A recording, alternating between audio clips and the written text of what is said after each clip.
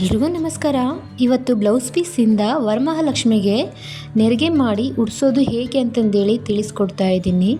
ಸ್ಯಾರಿಯಿಂದ ಉಡಿಸೋಕ್ಕೆ ಬರದೇ ಇರೋವ್ರಿಗೆ ಕಷ್ಟ ಆಗುತ್ತೆ ಅನ್ನುವರು ಈ ಬ್ಲೌಸ್ ಪೀಸಿಂದ ನೆರಿಗೆ ಮಾಡಿ ವರಮಹಾಲಕ್ಷ್ಮಿಗೆ ಯಾವ ರೀತಿ ಈಸಿಯಾಗಿ ಉಡಿಸ್ಬೋದು ಅಂತಂದೇಳಿ ತಿಳಿಸ್ಕೊಡ್ತಾ ಇದ್ದೀನಿ. ವಿಡಿಯೋನ ಕೊನೆವರೆಗೂ ನೋಡಿ, ಅರ್ಥ ಆಗುತ್ತೆ. ಮೊದಲಿಗೆ ನಾನಿಲ್ಲಿ ಒಂದು ಬ್ಲೌಸ್ ಪೀಸ್ ತೊಗೊಂಡು ನೆರಿಗೆ ಮಾಡ್ಕೊಳ್ತಾ ಬರ್ತಾ ಇದ್ದೀನಿ. ಚಿಕ್ಕ ಪ್ಲೇಟ್ಸಲ್ಲಿ ನೆರಿಗೆ ಮಾಡ್ಕೊಳ್ತಾ ಬರ್ತಾ ಇದ್ದೀನಿ. ನೀವು ಚಿಕ್ಕ ಪ್ಲೇಟ್ ಆದರೂ ಮಾಡ್ಕೊಳ್ಳಿ ಅಥವಾ ದೊಡ್ಡದಾಗಿ ಪ್ಲೇಟ್ಸ್ ಆದರೂ ಮಾಡ್ಕೊಳ್ಳಿ. ಅದಾದಮೇಲೆ ನೆರಿಗೆನ ಒಂದೊಂದಾಗಿ ನೀಟಾಗಿ ಜೋಡಿಸ್ತಾ ಇದ್ದೀನಿ ಒಂದು ಕಡೆಯಿಂದ. ನೋಡಿ, ನಾನು ತೋರಿಸ್ತಾ ಇದ್ದೀನಲ್ವ, ಸೊ ಅದೇ ಥರ ಹಿಂದೆ ಮುಂದೆ ಆಗಿರುತ್ತಲ್ವ ನೆರಿಗೆಗಳು. ಸೊ ನೀಟಾಗಿ ಜೋಡಿಸ್ಬಿಟ್ಟು ಕ್ಲಿಪ್ ಹಾಕ್ತಾ ಇದ್ದೀನಿ. ಎರಡು ಕಡೆ ಅದೇ ಥರ ಮಾಡ್ತಾಯಿದ್ದೀನಿ ಮತ್ತು ಮಧ್ಯದಲ್ಲೂ ಸಹ ನಾನು ಪಿನ್ ಹಾಕ್ತೀನಿ. ಈ ರೀತಿ ಮಾಡೋದ್ರಿಂದ ನೆರಿಗೆ ನೀಟಾಗಿ ಕೂತ್ಕೊಳ್ಳುತ್ತೆ. ನಾನು ಈ ಬ್ಲೌಸ್ ಪೀಸಿಂದ ಯಾಕೆ ತೋರಿಸ್ತಾ ಇದ್ದೀನಿ ಅಂದರೆ, ಹೊಸದಾಗಿ ಹಬ್ಬ ಮಾಡೋರಿಗೆ ಸ್ಯಾರಿ ಉಡಿಸ್ಲಿಕ್ಕೆಲ್ಲ ತುಂಬಾ ಕಷ್ಟ ಆಗಬಹುದು. ಸೊ ಬ್ಲೌಸ್ ಪೀಸಿಂದನೇ ನೆರಿಗೆ ಮಾಡಿಬಿಟ್ಟು same as it is sari ಥರನೇ ಕಾಣಿಸೋ ರೀತಿ ನಾನು ನಿಮಗೆ ಹೇಳ್ಕೊಡ್ತಾ ಇರೋದು. ಇವಾಗ ನಾನು ಎರಡು ಕಡೆ ಕ್ಲಿಪ್ ಹಾಕಿ ಮಧ್ಯದಲ್ಲೂ ಸಹ ಕ್ಲಿಪ್ ಹಾಕ್ಕೊಂಡು ಇವಾಗ ಒಂದು ತಟ್ಟೆ ಜೋಡಿಸ್ಕೊಳ್ತಾ ಇದ್ದೀನಿ ಲಕ್ಷ್ಮಿ ಕೂರಿಸ್ಲಿಕ್ಕೆ.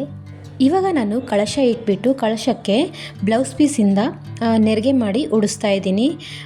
ಇದು ಸ್ವಲ್ಪ ಬ್ಲೌಸ್ ಪೀಸು ತುಂಬಾ ದೊಡ್ಡದಾಗಿತ್ತು, ಹಾಗಾಗಿ ನಾನು ಬ್ಯಾಕ್ ಸೈಡಿಂದ ಒಂದು ಸೇಫ್ಟಿ ಪಿನ್ ಹಾಕಿಬಿಟ್ಟು ಚೊಂಬಿಗೆ ನಾನು ಇದನ್ನ ಬಟ್ಟೆ ಕ್ಲಿಪ್ ಇಡ್ತಾಯಿದ್ದೀನಿ. ಮತ್ತು ಬಟ್ಟೆ ಕ್ಲಿಪ್ ನಾನು ರಿಮೂವ್ ಮಾಡ್ತೀನಿ ಸೆಟ್ ಆದಮೇಲೆ. ಸೊ ನೀವೇ ನೋಡಿದ್ರಲ್ವ. ಸೊ ಹಾಗೆಯೇ ಫ್ರಂಟಲ್ಲಿ ಕೂಡ ಮಧ್ಯದಲ್ಲಿ ಒಂದು ಸೇಫ್ಟಿ ಪಿನ್ ಹಾಕ್ಕೊಳ್ಳಿ. ನೋಡಿ ಎಷ್ಟೊಂದು ಚೆನ್ನಾಗಿ ಬಂದಿದೆ ಅಂತಂದೇಳಿ ನೆರಿಗೆಗಳು ತುಂಬಾ ಚೆನ್ನಾಗಿ ಬರುತ್ತೆ ಮತ್ತು ತುಂಬಾ ಸಿಂಪಲ್ಲು, ಈಸಿ, ಸೇಮ್ ಸ್ಯಾರಿ ಥರನೇ ಅನಿಸುತ್ತೆ ನೋಡೋಕ್ಕೆ. ಹಾಗೆ ಮಧ್ಯದಲ್ಲಿ ಈ ರೀತಿ ಓಪನ್ ಆಗಿ ಕಾಣಿಸ್ಬಾರ್ದಂದ್ರೆ ಅಲ್ಲಿ ಕೂಡ ನೀವೊಂದು ಸೇಫ್ಟಿ ಪಿನ್ ಹಾಕ್ಕೊಳ್ಳಿ ಬೇಕು ಅಂದರೆ, ಇಲ್ಲಾಂದರೆ ಬೇಡ, ನಡೆಯುತ್ತೆ, ಅಷ್ಟೊಂದೇನು ಕಾಣಿಸಲ್ಲ. ಸೊ ಕಂಡ್ರೆ ಇನ್ ಕೇಸು ಹಾಕ್ಕೊಳ್ಳಿ. ಇವಾಗ ನಾನು ಎರಡು ಕಡೆ ನೆರಿಗೆನ ನೀಟಾಗಿ ಜೋಡಿಸ್ಕೊಳ್ತಾ ಇದ್ದೀನಿ.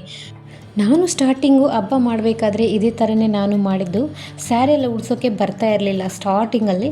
ಸೊ ಇವಾಗೆಲ್ಲ ನಾನು ಸ್ಯಾರಿನ ಉಡಿಸ್ತೀನಿ ಮತ್ತು ಈ ರೀತಿ ಬ್ಲೌಸಿಂದನೂ ಕೂಡ ಅಲಂಕಾರ ಮಾಡ್ಬೋದು.